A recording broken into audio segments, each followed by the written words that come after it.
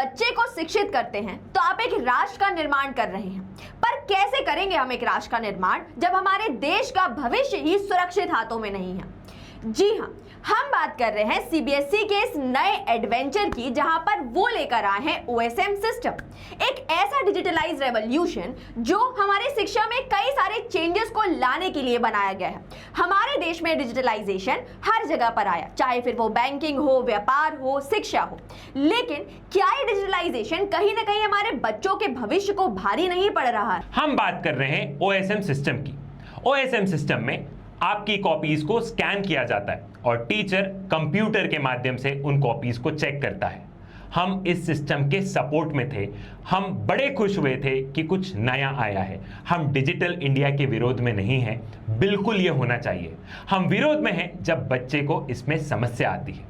जब आप copies scan करते हो तब हम देखते हैं कि बहुत सारे पेजेस ब्लर होते हैं, बहुत सारे पेजेस अच्छे से स्कैन नहीं हो पाते हैं। अगर मार्जिन के बाहर चीजें लिखी हुई होती है तो वो भी स्कैन नहीं हो पाती है।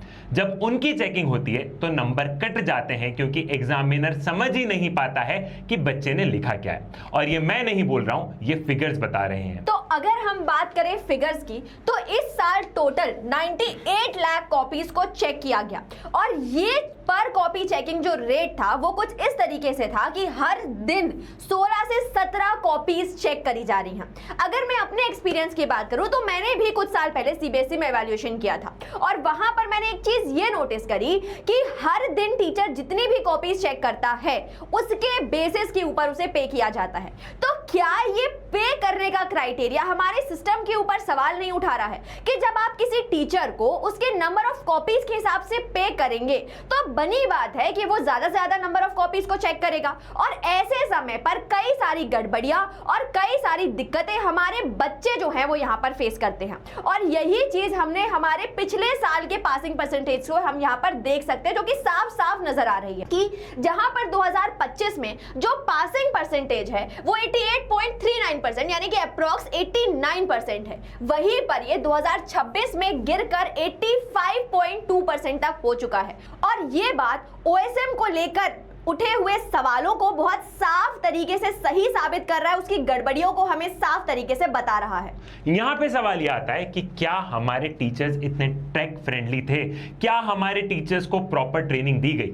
देश में जब भी कोई पॉलिसीज लाई जाती है तो फेज मैनर में इंप्लीमेंट की जाती है, फेज मैनर में हम उसे इंप्लीमेंट करते हैं। पर इन सभी समस्याओं का समाधान क्या है? समाधान ये है कि वो सभी बच्चे जो अपने इस रिजल्ट को लेकर नाखुश हैं वो सीबीएसई को अप्रोच कर सकते हैं रीचेकिंग के लिए, रीइवैल्यूएशन के लिए।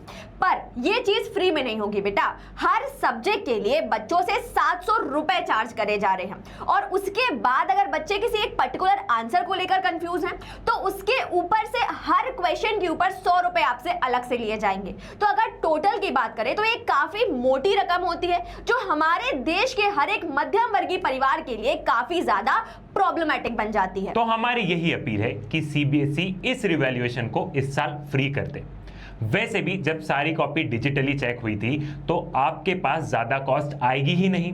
अगर किसी बच्चे को अपनी कॉपी का रीवैल्यूएशन करवाना है तो आपके पास तो डिजिटल रिकॉर्ड है, आप वहां से कॉपीज को चेक करवा सकते हैं, वहां से आप उस कॉपीज को बच्चों को दिखा सकते हैं। तो जब सीबीएसई के पास इसकी ज्यादा कॉस्ट नहीं आएगी और हमने कॉस्ट ट्रांसपोर्टेशन की बचा ही ली है तो क्यों ना इस साल रिवैल्यूएशन को फ्री कर दिया जाए। और अगर सभी बच्चों के लिए फ्री नहीं कर सकते हैं तो एटलीस्ट जिन बच्चों के नंबर बढ़े उनको रिफंड कर दिया जाए, क्योंकि सीबीएसई के पास पावर है, ये अथॉरिटी है और ये उनकी ड्यूटी भी है कि वो हमारे देश के इस एजुकेशन सिस्टम पर हो रहे सवालों को खत्म करें और हमारे देश का भविष्य कुछ इस तरीके से बनाए कि लोगों का भरोसा हमारे एजुकेशन सिस्टम के ऊपर हमेशा बना रहे। साथ ही साथ मेरे प्यारे बच्चे, मैं आपसे अपील करना चाहता हूं, अगर आपको लगता है कि आपके मार्क्स बहुत ज्यादा कटे हैं, आप उसी केस पे रीवैल्यूएशन के लिए जाएं।